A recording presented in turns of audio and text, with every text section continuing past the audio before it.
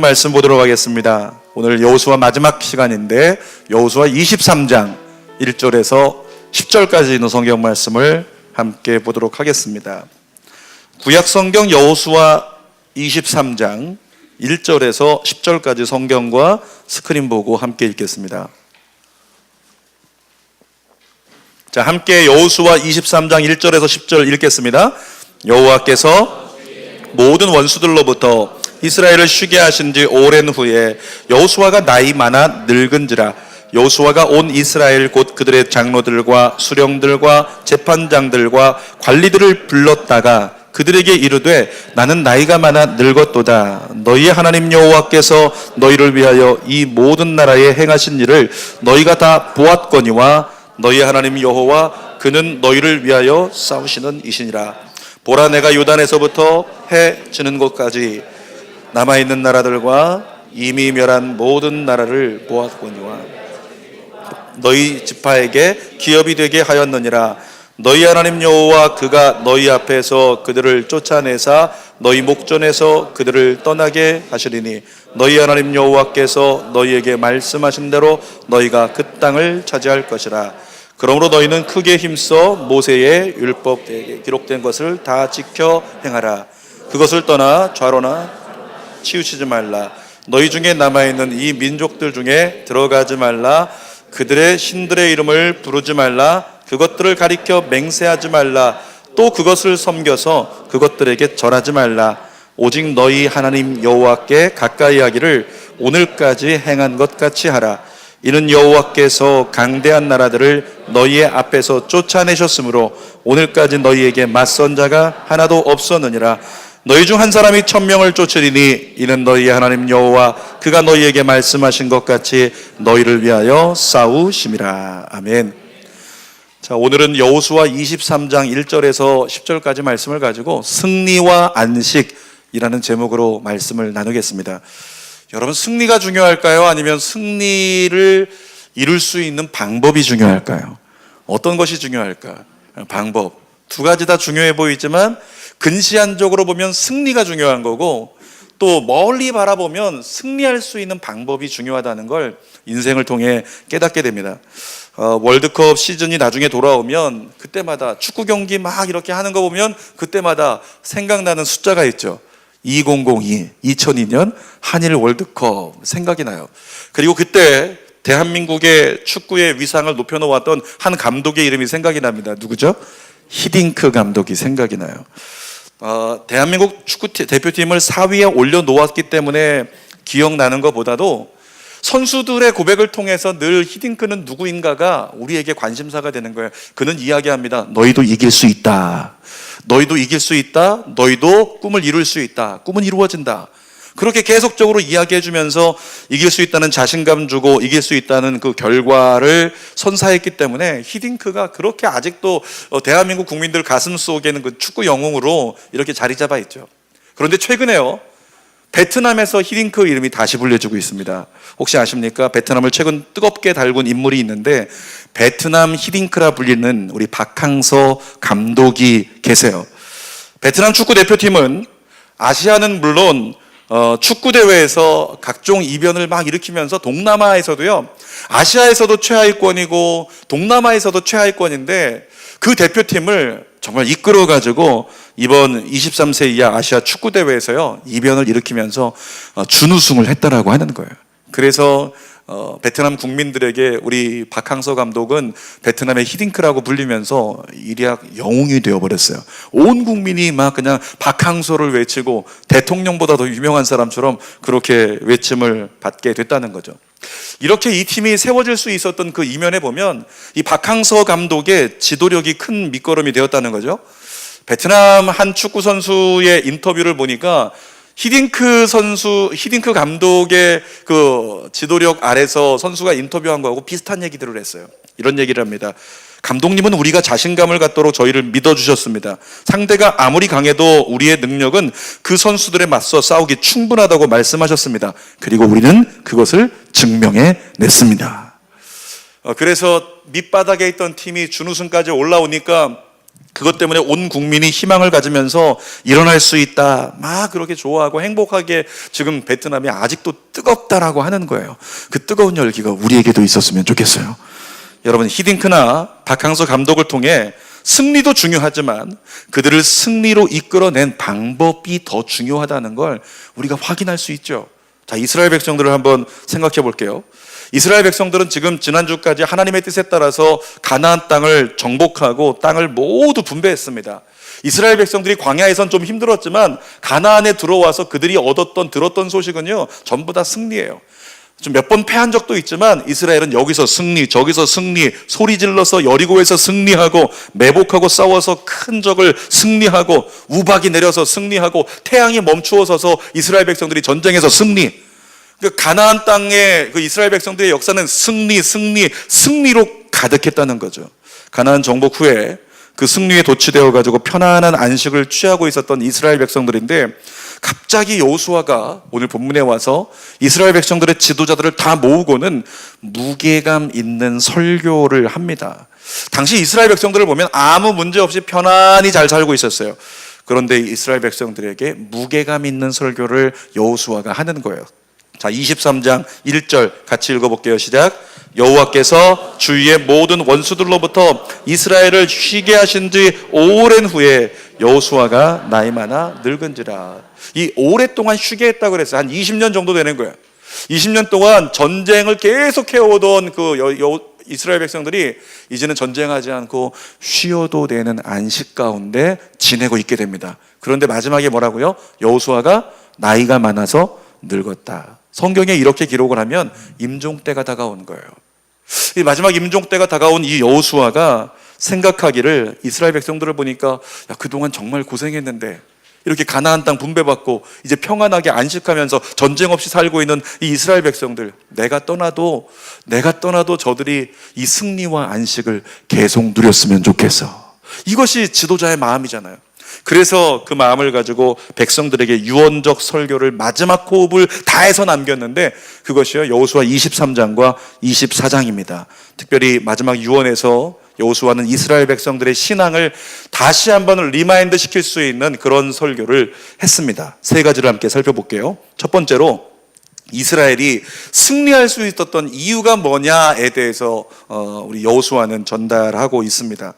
여러분, 가나안 땅은 과거 10명의 정탐꾼들이 보고했던 것처럼 대적들이 즐비한 땅이었어요. 거인들이 있고 철병거가 있고 도무지 이스라엘 백성들의 전력상으로 보면 이길 수 없는 그런 땅이었습니다. 그럼에도 불구하고 그 땅에서, 가나안에서 이스라엘은 승리를 경험했고 가나안 땅을 정복했잖아요. 그러니까 여호수아는 너희가 이길 수 있었던 근거가 있어. 너희 그거 알아야 돼. 승리보다도 너희가 승리할 수 있었던 방법이 있다고. 그걸 너희가 잊지 않기를 바래. 꼭 다시 생각하기를 바래. 이것이 여호수아의 유언의 설교입니다. 자, 23장 3절 같이 읽어볼까요? 시작.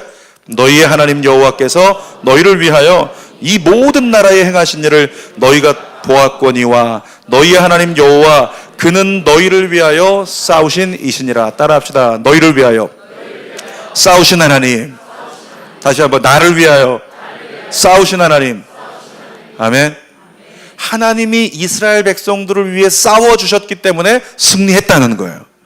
여러분, 육신의 눈으로 볼 때는 그 이스라엘 백성들의 하나님이 싸운 게 눈에 잘 안 보여요. 눈으로 볼 때는 그냥 이스라엘 백성들의 군대가 싸운 거예요. 그런데 영적인 측면에서 보면, 영적인 측면에서 이미 하나님께서 싸워서 대적을 다 이겨주셨잖아요. 이미 이겨놓은 적들을 이스라엘 백성들에게 넘겨주신 것이 가나안 전쟁이었죠. 가장 큰 대적이라고 할 수 있는 여리고 아시죠? 여리고 백성들, 이미 그들이 가까이 가기 전부터 어떻게 됐는지 아시죠? 기생 라합을 통해 들었던 것, 우리 성 사람들은 어떻게 됐다? 간이 녹아버렸다. 두려움 가운데 떨고 있었고, 그들은 이미 무장 해제돼 버린 심령이었다라고 하는 거예요. 두려웠더니까 전쟁하면 그대로 무너져 버리는 이스라엘 백성들이었다는 거죠. 누가 싸웠을까요? 하나님이 싸워서 영적으로 이미 승리를 허락해 주신 겁니다. 뿐만 아니라 어떤 전쟁에서는 가나안에서 보니까 이스라엘 백성들이 큰 적이 이렇게 다가와서 포위하고 있는데, 야, 내일이면 큰일 날 것 같다 생각을 했지만 다음날 아침에 일어나서 전열을 가다듬고, 자, 우리 끝까지 한번 싸워보자. 황산벌 영화 이야기로 하면 거시기 할 때까지 거시기 하자. 그러면서 이제 싸우자. 그렇게 나가고 있는데 아침에 나가서 동이 딱 트고 문을 열었는데 적들이 아무도 없는 거예요. 다 다 누워 있는 거예요. 어떻게 됐어요?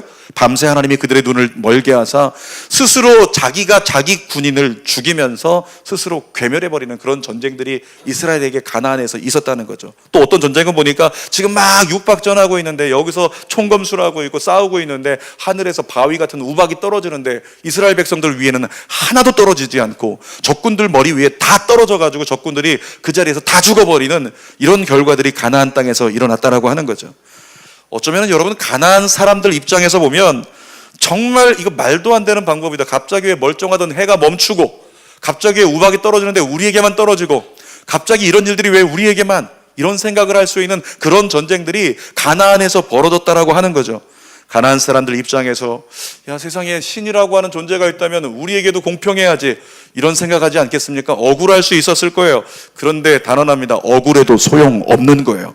왜냐하면 하나님은 자기 백성을 위해서라면 수단과 방법을 가리지 않고 역사하여 자기 백성에게 승리를 이루어 주십니다. 그러니까 오죽하면 독생자 예수 그리스도를 인간을 위해서 뭐하게 만드셨어요? 흑기사가 되게 만드셨잖아요. 인간이 죄에 대한 값을 치러야 되는데 예수님이 그 죄에 대한 값을 치르는 흑기사가 되셔가지고 대신 죽으심으로 우리가 살아날 수 있는, 우리가 죽지 않아도 되고 심판을 면하게 되는 하나님의 은혜를 경험하게 됐다는 거죠. 사랑하는 여러분, 하나님은 자기 백성을 위해서라면 모든 것을 다 할 수 있는 분이십니다. 따라합시다. 하나님은 나를 위해서라면, 우리 가정을 위해서라면 모든 것을 할 수 있다. 믿으십니까? 그런데 누군가는 이렇게 물어보지 않을까요? 목사님, 그러면 왜 우리 집에 이런 일이 일어나는 겁니까? 이렇게 물어보는 사람이 있을 줄 몰라요. 여러분, 하나님은 모든 방법을 동원해서라도 자기 백성을 구원으로 인도하고 웃게 만들고 하나님의 은혜의 길로 인도하시는 분이 우리 하나님이신데, 모든 방법을 동원하는 가운데 그 모든 방법이 때로는 내가 예상했던 것과 다를 때가 있다는 거죠. 때로는 내가 이해할 수 없는 길이 열릴 때가 있다는 것을 성경을 통해서 우리 다 그대로 보았고 나눴었잖아요. 오늘 저와 여러분들이 내가 생각할 수 없는, 이해할 수 없는, 왜 이런 방법을 하나님이 사용하고 계신가, 인도하고 계신가, 이런 일이 다가와도 여러분 끝까지 하나님을 신뢰할 수 있기를 주님의 이름으로 축복합니다. 끝까지 하나님을 신뢰하고 끝까지 하나님을 부르고 끝까지 하나님을 예배할 수 있는 우리가 돼야 한다는 것입니다. 왜냐하면 우리 하나님은요, 여전히 오늘도 직접 어둠과 싸우시면서 여러분을 위하는 분이시기 때문에 그래요. 자, 성경 볼까요? 역대하 32장 8절 시작. 그와 함께하는 자는 육신의 팔이요 우리와 함께하시는 이는 우리 하나님 여호와시라. 반드시 우리를 도우시고 우리를 대신하여 싸우시리라. 이런 구절은요, 집에다 적어놓고 바라보면 좋아요. 따라합시다. 반드시 우리를 도우시고 우리를 대신해서 싸우시리라. 다시 한번 반드시. 여러분의 자녀의 이름을 넣어서 예담이를 도우시고 예담이를 대신하여 싸우시리라. 예담이는 저희 아들입니다. 여러분, 우리 하나님은 그런 분이세요. 우리 하나님은 우리를 대신해서 싸워주시겠다고 성경에 말씀하고 내가 싸울게, 이렇게 단언하신 분이시죠. 이스라엘 백성들이 승리할 수 있었던 건 하나님이 대신 싸워주셨기 때문에 그래요. 이것을 기억하라는 거예요.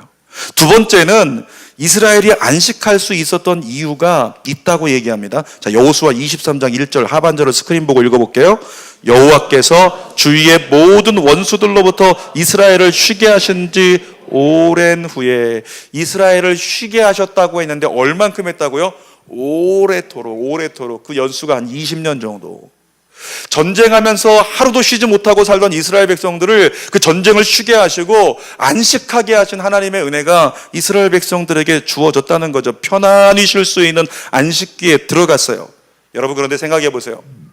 땅을 분배받은 이스라엘 백성들에게 전쟁이 끝났을 거예요. 거시적인 전쟁은 끝났어요. 그런데 거시적인 건 끝났지만 그 분배받은 땅에 들어가 보면 거긴 아직도 적들이 남아있는 거예요. 예를 들어서 이런 겁니다. 그 땅에 아주 그 강한 군대들은 다 무너졌지만 여전히 그 땅 가운데는 족속들이 살아있고 그 땅 가운데 가나안 7족속을 몰아내야 하는 그런 상황이었다라고 하는 거죠. 그러니까 쉴 때가 아니에요. 쉴 수 없습니다. 또 들어가서 또 싸워야 되고 또 전쟁해야 되는 것이 이스라엘 백성들의 내일이었다라고 하는 겁니다. 그런데 성경은 뭐라고요? 이스라엘 백성들이 쉬었다고요. 안식했다고요. 어떻게 그럴 수 있을까요? 자, 5절에 그 답이 나오는데 한번 읽어볼게요. 너희의 하나님 여호와 그가 너희 앞에서 그들을 쫓아내사 너희 목전에서 그들을 떠나게 하시리니 너희 하나님 여호와께서 너희에게 말씀하신 대로 너희가 그 땅을 차지할 것이라. 따라합시다. 내 앞에서 대적을 쫓아내사. 다시 한번 내 앞에서 절망을 쫓아내사. 다시 한번 내 앞에서 문제를 쫓아내사. 아멘. 하나님이 이스라엘 백성들 앞에 있는 대적을, 분명히 아직도 대적들이 많이 남아있지만 그들을 하나님께서 손을 내줘서 쫓아내셨다는 거예요. 여러분 가정에요, 우리 집 개는 사랑스럽게 키울 수가 있겠죠. 그런데 어디서 보니까 돌아다니던 이상한 개가 이렇게 막 들어왔어요. 침 흘리면서. 그럼 여러분 어떻게 하겠습니까? 물론 여러분들 가운데는 정말 사랑이 많으셔서 맞아서 키워주시는 분도 계시겠죠. 그런데 그런 개 오면 어떻게 하냐면, 우리 아이 가까이 오면요, 손을 내줘요. 가라고. 저리 가! 저리 가! 쫓아낼 때 어떻게 합니까? 손을 내젓는 거예요. 쫓아내는 거예요. 우리 하나님이 여러분의 삶 가운데 어떤 일 하고 계실까요? 하나님 이러고 계세요. 이러고 계세요. 자, 우리 하나님 한번 따라해 볼까요? 우리 하나님 어떻게 하고 계신다고? 우리 삶 가운데 이러고 계세요. 어둠을 쫓아내시는 거예요. 문제를 쫓아내시는 거예요. 날마다 그렇게 손짓하고 계세요. 제가 미얀마 단기 선교 갔을 때인데요, 거기 가서 보니까 어려운 지역이 따로 있는 게 아니라 다 어려웠어요. 군인들만 좋은 집에 살고 일반 백성들, 일반 주민들, 국민들은 정말 판잣집인데, 그 판자가 어딨냐면 거기는 그 습지가 많기 때문에요, 습지 위에다가 기둥을 세워가지고 원두막처럼 집을 만들어요. 거기 올라갔더니 거기서 한 애기 엄마가 아이를 젖먹이고 그리고 나서 재우는 거예요. 그런데 이 아이가 너무 편안하게 자요. 그 집을 보니까 습지여서 파리가, 이제 또 아이가 젖을 먹고 나니까 어때요? 젖 그 단내가 나잖아요. 그러니까 파리들이 막 몰려들어요. 아이에게 붙으려고. 아프리카 아이들 보면 그래서 눈에 막 파리 붙어 있는 거 많이 보셨잖아요. 이렇게 파리들이 막 달려들고 있고, 또 천장에 보니까 거기는 말라리아가 있어서 말라리아 모기가 막 덕지덕지 붙어 있는데요, 그럼에도 불구하고 이 아이가 너무 편안하게 자는 거예요. 여름에 그런 경험 있지 않으십니까? 제가 고층에 살 때는 그런 경험이 없었는데, 저층에 살 때, 저층에서는 파리나 모기가 이렇게 들어오니까 아파트도 한 마리가 들어오는 거예요. 그래서 이 한 마리를 잡느라고 밤새도록 막 그냥 1시간 동안 뒤지고 약 다 뿌리고 뭐 그러면서 그 모기 한 마리 잡겠다고 잠을 설쳤던 적 있죠.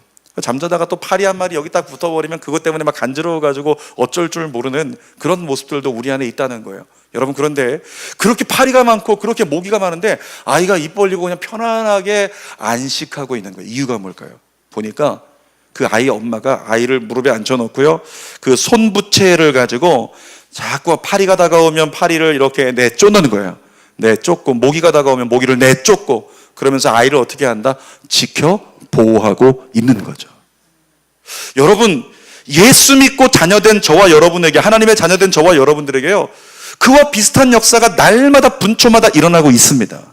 공부해보면 알지만 가나안 땅은 절대로 분배받은 이후에도 쉴 수 없는 땅이었어요. 또 싸워야 돼요. 또 이겨야 되고 또 전쟁해야 돼요. 아직도 대적이 득실거리고 그들과 아직도 많은 시간을 싸워야 했습니다. 그럼에도 불구하고 오늘 1절 말씀은 이스라엘을 향해서 우리에게 이야기하고 있습니다. 그들이 쉬었다라고, 그들이 안식하셨다라고. 사랑하는 여러분, 하나님이 가나안 땅에 남아있는 대적들을 파리와 같이 주님의 날갯짓으로 다 쫓아내신 줄 믿습니다. 그래서 쫓아내시니까 그들이 안식할 수 있었던 거예요. 여러분에게 물어볼게요. 요즘 특별한 어려움 없이 평안하게 살고 계십니까? 평안하게 살고 계시면 너무나 감사한 거예요. 대부분의 사람이 평안을 많이 못 누리고 살죠. 자, 다시 물어볼게요. 새벽 기도 안 나와도, 새벽 기도 안 하고 살아도 아무 일 없이 살고 계십니까?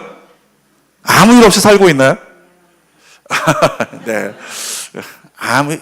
젊은 것들은 가만히 있어요, 권사님. 우리 권사님이 미안합니다라고 대답을 하셨어요. 여러분, 새벽 기도 안 나와도 아무 일 없이 여러분, 그런데 지금 사라지고 있잖아요. 그러니까 새벽에 안 나오고 있는 거잖아요. 그죠? 그래도 된다가 아니고요, 그럼에도 불구하고 우리의 기도는 모자라지만, 우리의 신앙은 모자라지만, 우리의 예배는 모자라지만, 그럼에도 불구하고 여러분을 위해서 하나님이 일하고 계시기 때문인 줄 믿습니다. 어떻게요? 하나님이 계속 일하고 계신 거예요. 계속 일하고 계신 거예요. 자, 성경의 증거를 봅시다. 시편 121편 3절 4절 시작. 여호와께서 너희를 실족하지 아니하게 하시며 너를 지키시는 이가 졸지 아니하시리로다. 이스라엘을 지키시는 이는 졸지도 아니하시고 주무시지도 아니하시리로다. 우리 하나님이 그런 분이시래요. 하나님이 졸지 않고 주무시지 않고 불꽃 같은 두 눈동자로 여러분을 지켜보고 계신대요. 여러분을 실족하지 않게 하려고. 이런 얘기했더니 어떤 분이 그런 사파 이야기를 하면서, 목사님 그런데 왜 나에게는 이렇게 문제가 다가와요? 왜 나에게는 어려움이 다가오는 겁니까? 지켜주신다면서요. 이렇게 항거하는 분이 계시더라고요. 그런 분 계시면 저 예배 끝나고 따라오십시오. 1시간 동안 안수기도 해드릴게요.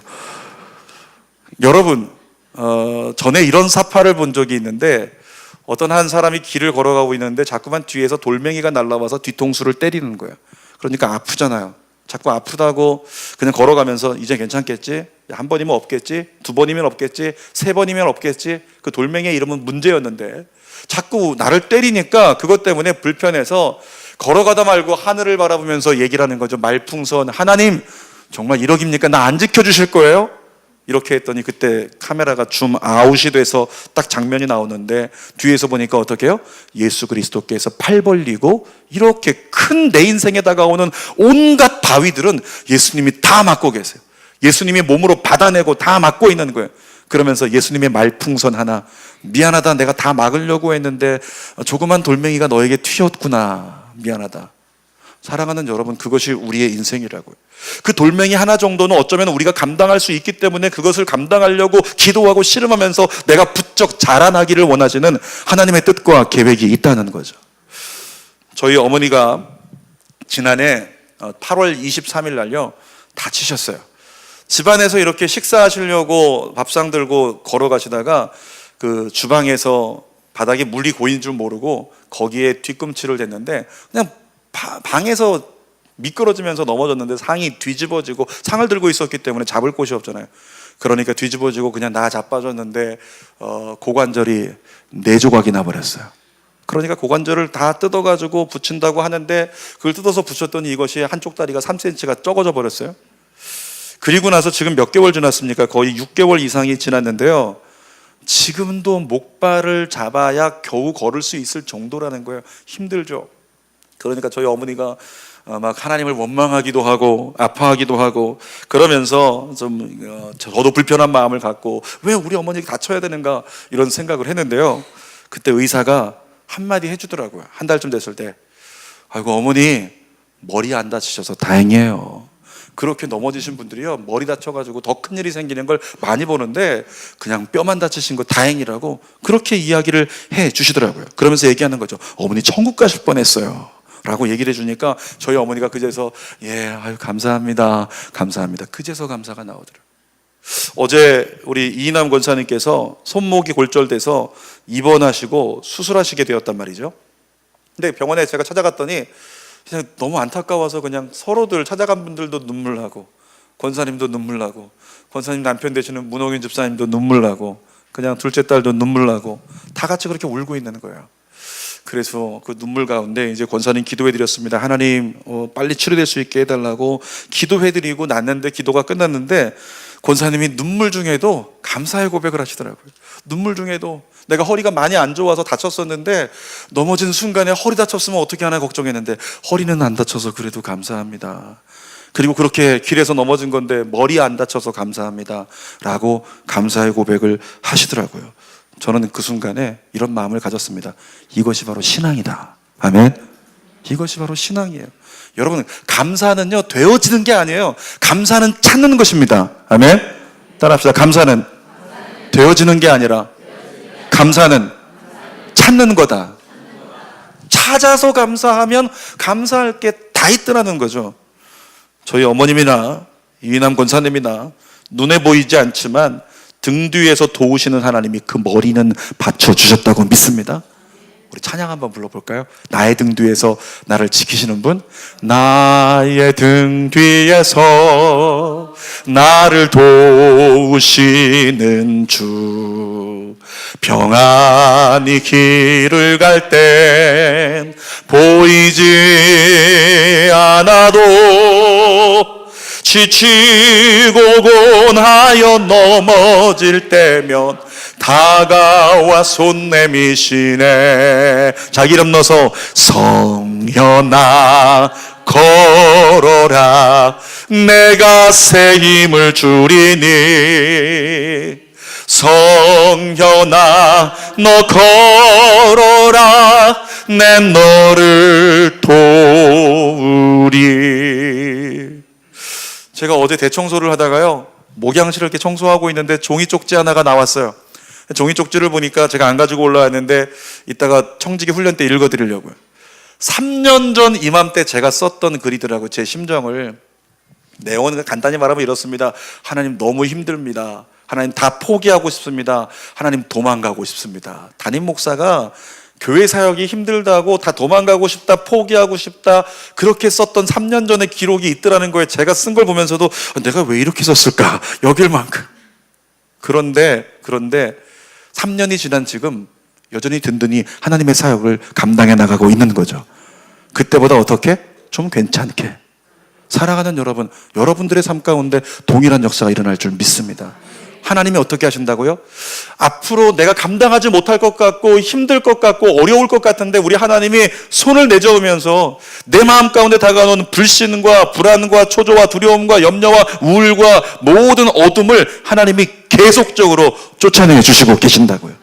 주님이 대적을 쫓아내 주시니까 우리가 안식할 수 있는 거예요. 자, 마지막 세 번째로 보니까 이제 여호수아가 이스라엘 백성들에게 얘들아 너희가 승리할 수 있었던 건 하나님이 대신 싸워주셔서 그랬고 너희가 안식할 수 있는 건 하나님이 대적을 쫓아내 주셨기 때문에 그러는 거야. 그런데 그 승리와 안식을 지속했으면 좋겠다. 그렇게 하기 위해서 너희에게 필요한 방법을 내가 3가지 당부해 줄게. 여호수아가 이야기를 해요. 여러분 이스라엘 백성들에게 승리와 안식을 주는 건 하나님의 몫이거든요. 그런데 성경을 보면 하나님이 주시는 승리와 안식을 누리는 것은 우리에게 달린 몫이라고 하는 거예요. 우리의 태도에 달렸어요. 여호수아는 이스라엘이 승리와 안식을 지속할 수 있기를 바랬습니다. 그래서 이스라엘을 승리케 만들었던 하나님의 방법을 이스라엘 백성들에게 리마인드 시켰어요. 그 중에 하나가 이것입니다. 따라합시다. 말씀대로 행하라. 다시 한번 말씀대로 행하라. 여호수아 23장 6절에 있습니다. 그러므로 너희는 크게 힘써 모세의 율법책에 기록된 것을 다 지켜 행하라. 그것을 떠나 우로나 좌로나 치우치지 말라. 여러분 세상 살아가면서 우리는 우로좌로 치우칩니다. 돈이 이쪽에서 우리를 끌어당기면 우로 치우칩니다. 저쪽에서 세상의 쾌락이 우리를 끌어당기면 그쪽으로 치우칩니다. 저쪽에서 절망스러운 이야기가 하나님은 없다라고 이야기할 때 그 절망감이 우리를 우측으로 또 끌어당깁니다. 이쪽에서 교만이 우리를 끌어당깁니다. 날마다 인생은 좌로나 우로나 치우칠 수밖에 없는 인생이에요. 그런데 뭐라고요? 하나님의 말씀을 붙들고 그 말씀을 지켜나가려고 믿음의 결단 가지고 말씀 따라간다면 치우치는 우리를 자꾸만 균형 잡아서 하나님을 센터에 두고 바른 길을 갈 수 있도록 역사해 주시는 분이 우리 하나님이십니다. 그래서 말씀을 붙들고 말씀 따라가라는 거예요. 자, 스가랴 3장 7절 읽어볼까요? 시작. 만군의 여호와의 말씀에 내가 만일 내 도를 행하며 내 규례를 지키면 내가 내 집을 다스릴 것이요 내 뜰을 지킬 것이며. 하나님의 말씀을 지키면 하나님께서 우리의 모든 것을 지켜주시겠다고 약속하고 계시죠. 지난주 말씀 제목 혹시 기억나시는 분 계신가요? 지난주 말씀만 따라가는 삶. 하나님의 말씀만 따라가는 삶. 그것이 지난주 제목이었어요. 여러분 그렇게 하나님 말씀만 따라가면 이김을 선물로 주신다. 그것이 지난주의 결론이었어요. 말로만 신앙생활하지 않기를 바랍니다. 말로만 아멘하지 않기를 바라요. 여러분의 행동과 여러분의 삶이 아멘임을 증명해 보일 수 있기를 축복합니다. 그것이 우리 하나님이 우리에게 원하시는 거예요. 자, 또 두 번째로 또 여호수아가 그들에게 당부하는 것은 따라합니다. 우상을 섬기지 말라. 우상을 섬기지 말라고 합니다. 여호수아 23장 7절 읽어봅시다. 너희 중에 남아있는 이 민족들 중에 들어가지 말라. 그들의 신들의 이름을 부르지 말라. 그것들을 가리켜 맹세하지 말라. 또 그것을 섬겨서 그들에게 절하지 말라. 어떤 우상이든지 섬기고 숭배하지 말라고 그렇게 이야기하면서 하나님이 어떤 분이신지 출애굽기 34장에 이렇게 얘기합니다. 14절 읽어봅시다. 시작. 너는 다른 신에게 절하지 말라. 여호와는 질투라 이름하는 질투의 하나님이니라. 제가 전에 저희 딸이 너무 이뻐가지고 데리고 막 놀다가 어렸을 때였는데 이 아이가 뭐 장난감 하나 있는데 그거 있으면 그것만 쳐다보고 아빠는 안중에 없어요. 또 스마트폰을 한번 만져볼 수 있게 줬더니 그 스마트폰만 쳐다보고 아빠는 안중에 없어요. 그래서 아빠가 어떤 마음이 들었을까요? 우리가 읽었던 성경 말씀에 있는 용어를 인용하면 질투가 일어났죠. 그래서 스마트폰을 어떻게 했다? 이것 때문에 아빠 안 보는구나. 스마트폰을 뺏어버렸어요. 장난감 쳐다보느라 아빠를 안 쳐다보는 아이에게서 어떻게 했을까요? 질투가 나가지고 그 인형을 뺏어서 숨겨버렸어요. 사랑하는 여러분, 우리 하나님이 어떤 하나님이라고요?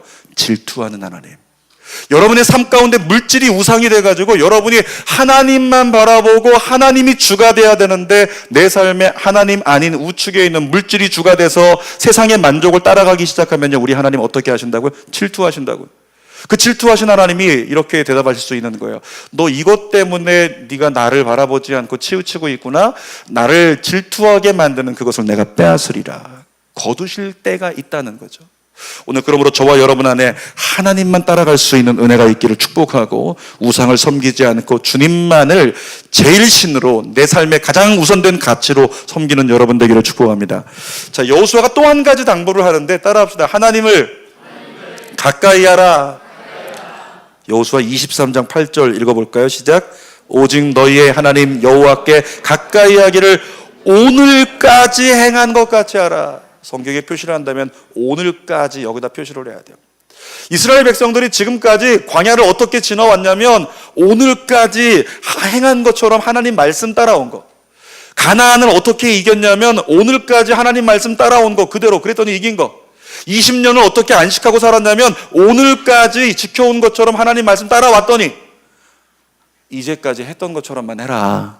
이제까지 했던 것처럼만 하나님 중심에 모시고 예배 중심으로 살고 주님 가까이 하며 살아가라 이야기를 하고 있는 거죠. 여러분, 광야에서 이스라엘 백성들이 하나님을 가까이 했던 증거가 세 가지가 있는데요.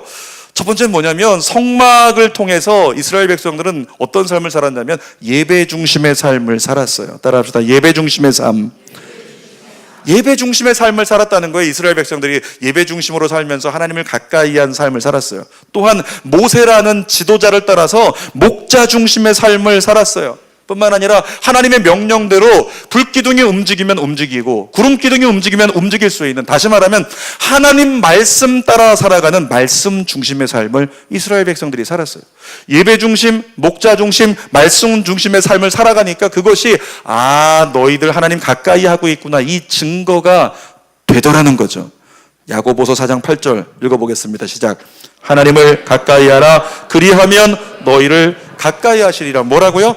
하나님을 우리가 가까이 하기 시작하면 하나님이 어떻게 하신대요? 우리에게 달려오셔서 우리에게 가까이 하신대요. 우리가 예배 중심으로 살면 주님이 우리 가까이 오신대요. 우리가 말씀 중심으로 살면 주님이 우리 가까이 오신대요. 우리가 목자 중심으로 살면 주님이 우리 가까이 오시겠다고 성경이 단언하고 있는 거죠. 자, 하나님이 우리를 가까이 하실 때 오늘 본문에 어떤 역사가 일어나는지 10절 말씀에 확인해 봅시다. 엄청나죠? 여호수아 23장 10절 시작. 너희 중에 한 사람이 1000명을 쫓으리니 이는 너희의 하나님 여호와 그가 너희에게 말씀하신 것 같이 너희를 위하여 싸우심이라. 자, 이스라엘 백성들을 향해서 말씀하는데 뭐라고요? 우리가 쉬운 말로 할 때 한 사람이 7명을 이기면 뭐 1당 7 아니면 1당 100 막 이렇게 얘기하잖아요. 본문에서는 뭐가 되는 거예요? 1당 1000. 1당 1000. 한 사람이 1000명을 이길 수 있다. 이런 얘기하고 있는데 여러분, 이건 1000명을 갖다가 세워놓고 뭐 싸워서 이긴다 그런 개념의 숫자적인 개념이 이야기하는 게 아니고요. 네가 가진 조건은 의미가 없다는 거예요. 네가 가진 조건, 넌 혼자다, 너는 없다, 너는 고하다, 너는 외롭다, 너는 부족하다, 너는 연약하다, 너는 아프다, 너는 가난하다, 너는 못 배웠다, 못 가졌다, 이런 내가 가진 조건이 의미가 없다는 거예요. 우리 하나님이 함께 하시면 한 명이라도 1000명을 이기게 만드시는, 그러니까 하나님만으로 이기게 하시고 승리하게 하시는 주님의 역사가 일어난다는 거죠. 난 빈손이어도 하나님이 우리를 위해 싸워주시면요 엄청난 일이 일어날 수 있다는 거예요. 제가 전에 사역하던 곳에서 청년들을 가장 많이 후원하던 권사님이 계세요. 청년들을 위해서 그냥 정말 많이 후원하시면서 이렇게 열심히 청년 사역하라고 도와주셨던 권사님이 계신데 그 권사님이요 어느 날 하나님께 막 기도하는데 하나님이 감동을 주시면서 꿈을 주시는데 이 권사님이 목사님 찾아와서 얘기하는 거죠. 목사님, 제가 가진 게 7억밖에 없는데 우리는 7억이나 있었으면 좋겠죠. 아무튼 내가 가진 건 7억밖에 없는데 목사님 이런 꿈을 주시는데 강남에다 빌딩을 세우라고 하는데 할 수 있을까요? 여러분, 그 권사님이요, 결론만 얘기하면 7억 가지고 빌딩을 지어가지고 그 이름을 주영 비전타워라고 지었어요. 네이버에도 검색하면 나와요.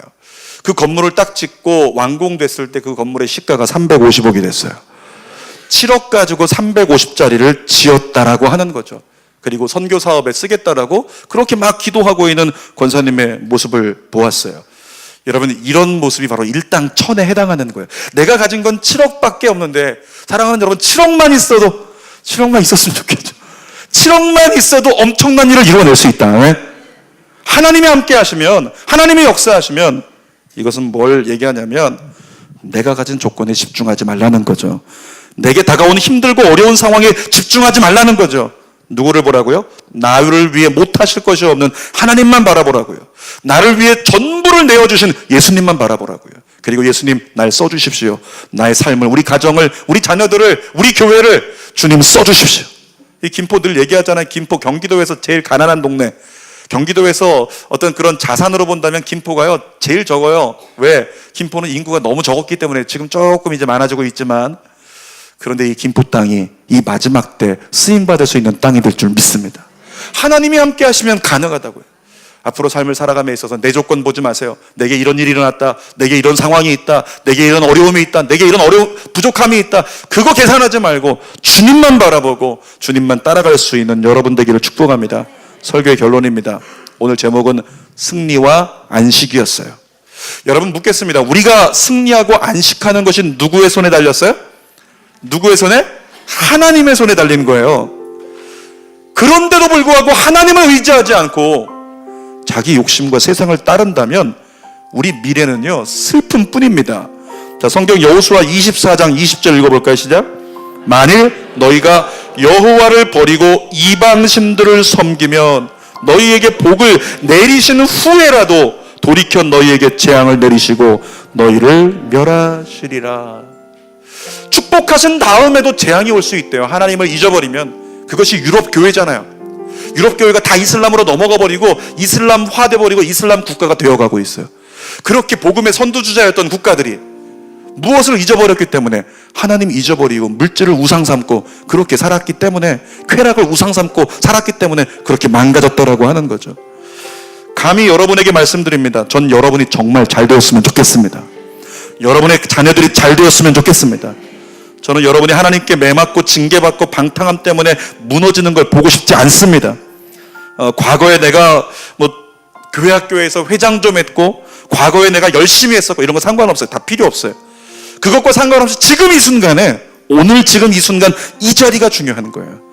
지금 나의 신앙이 하나님께 합당한 신앙인가? 전 여러분들이 오늘 다시 깨어서 일어났으면 좋겠습니다. 여러분들이 오직 예수만이 답이라고 외치며 일어났으면 좋겠습니다. 마지막 성경 말씀을 읽어봅시다. 베드로전서 4장 7절 시작. 만물의 마지막이 가까이 왔으니 그러므로 너희는 정신을 차리고 근신하여 기도하라. 여호수아 23장 11절도 여호수아의 마지막 구절로 읽습니다. 시작. 그러므로 스스로 조심하여 너희의 하나님 여호와를 사랑하라. 공동 번역도 읽어볼까요? 깊이 명심하고 여러분의 하나님 여호와를 사랑하십시오. 사랑하는 여러분, 여호수아의 결론은 이것입니다.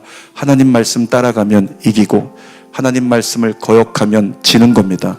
여러분의 삶 가운데 깊이 명심하고 하나님만 바라보고 끝까지 신뢰하여 일당천의 은혜를 누리게 되기를 주님의 이름으로 축복합니다. 기도하겠습니다.